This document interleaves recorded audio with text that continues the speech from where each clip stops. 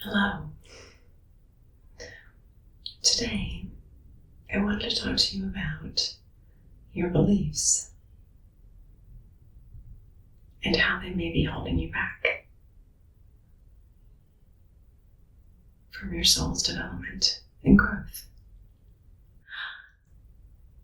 It's a very broad topic, I know, but one that's very important. And the more years I'm on this earth, the more I realize how I've been impacted, affected, and programmed in a way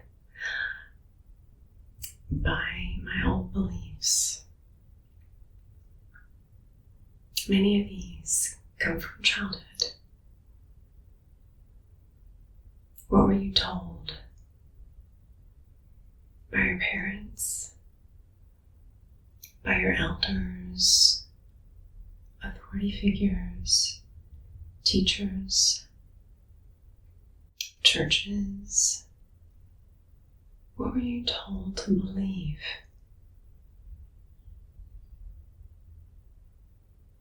And how does that impact you to this day? And do those beliefs truly belong to you?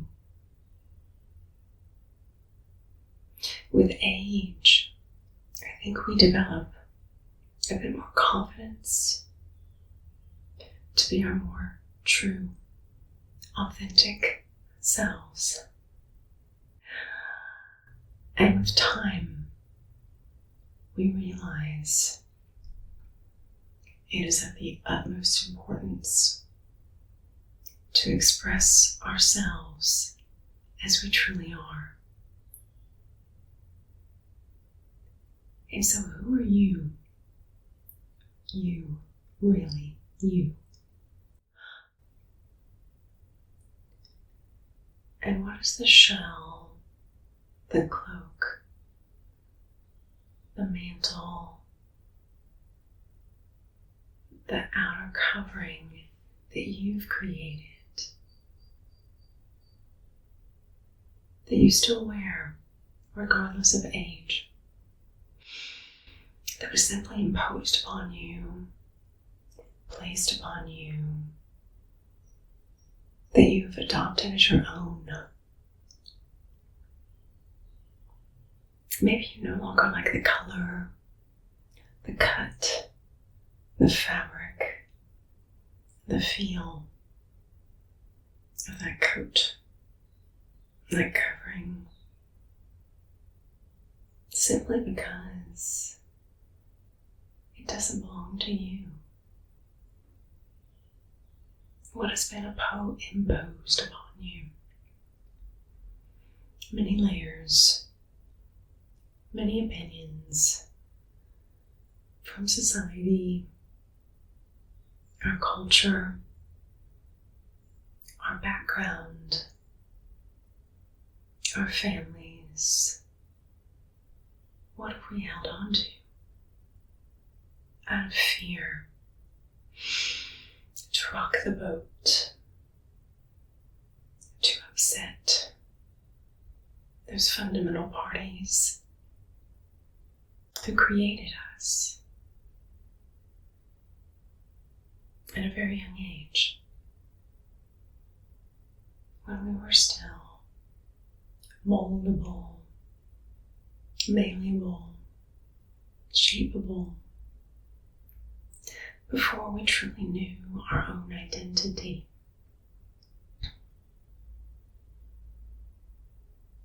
A lot of times, we get through into adulthood without knowing the answer to that question of who are you really? I was raised in the very conservative, religious South of the U.S. A beautiful place, geographically, filled with kind, sweet, loving people of the best intentions. But sometimes, what one particular subset, region of a culture, of a country, believes is right, well, it just doesn't mesh with who we really are and who we were born to be. In my instance, as a Southern woman, a Southern belle, I was taught and trained and validated by being kind and sweet and pretty and smiling and pleasant and charming, but not too smart, not too opinionated, not too independent, not too loud, but almost as an object that served a purpose, which I later perceived to be a space filler, imbuing the room with a certain charm, a certain beauty, but maybe not my full personality. Maybe repressing and suppressing certain sides of me that would not be accepted in that particular part of the country.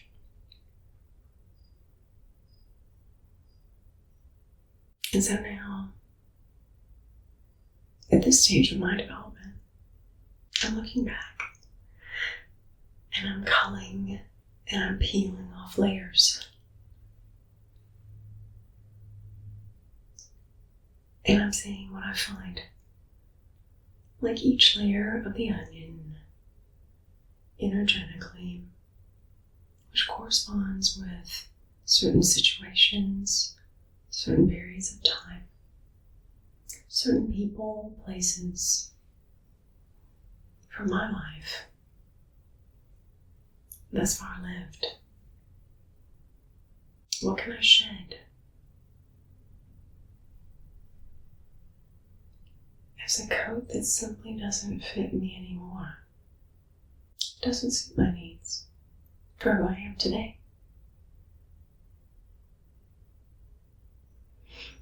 Does it really serve me to be that Southern belle? To smile? To be an object? There's a certain subset of Southern belle that's very opinionated and loud, with lots of personality. That wasn't what I was raised with. And so maybe a part of me wants to be seen. Just a little louder. Just a little brighter. Just a little more visible. Seen and heard. Maybe my opinions are valid. Maybe I have something to share, something to say.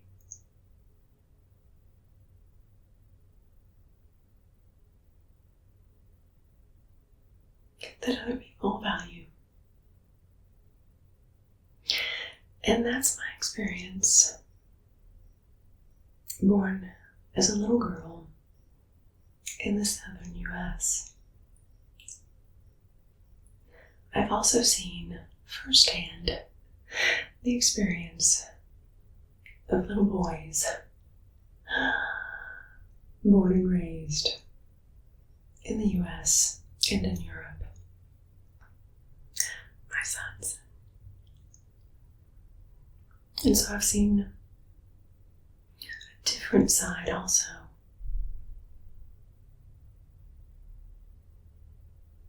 I've noticed how societies on both sides of the Atlantic project and expect certain behaviors, actions, opinions, personalities from men to always be courageous and strong, never show emotion unless that emotion is anger, never shed tears as a sign of weakness, never show too much the extent of your love for someone else. Always be steadfast, perseverant, hardworking, neglectful of your own needs. Reject the soft side, the creative side that can sometimes be associated with the feminine energy. And yet, we're made of both sides, right? The masculine and the feminine energies. We can't suppress one side without repercussions.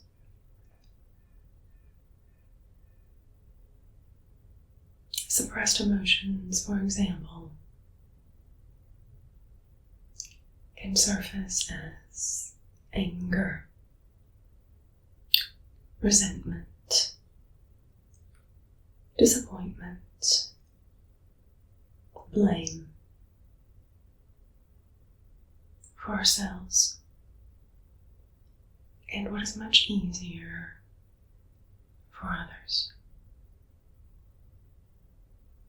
And so I try to raise my sons by giving them the space, the acceptance, the void to express the full gamut, the full range, the panoply of human emotion. What some societies term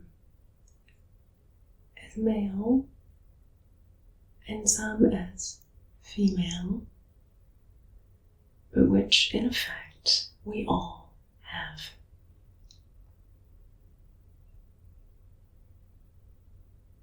And so they all show their creativity and their love in certain ways. While we all must wear a mask in society, in our daily lives, this is normal. If we can call anything normal, it makes our lives much easier, we'll say. But what interests me, and perhaps should interest you, is what face do you show when you are alone with your children, with those most dear to you? Is it your true, authentic self?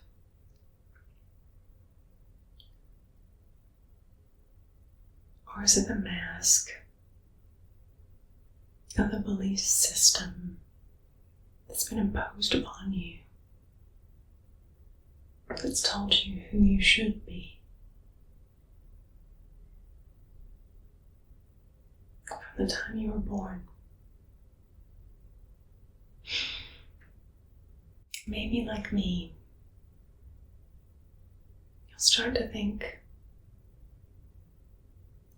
what behaviors those are, what beliefs those are, and how that's changed you and made you who you are today. And if it's your true self in its entirety, partially, or not, simply reflect. Simply think in a quiet space, allowing yourself the non-judgmental place to look within.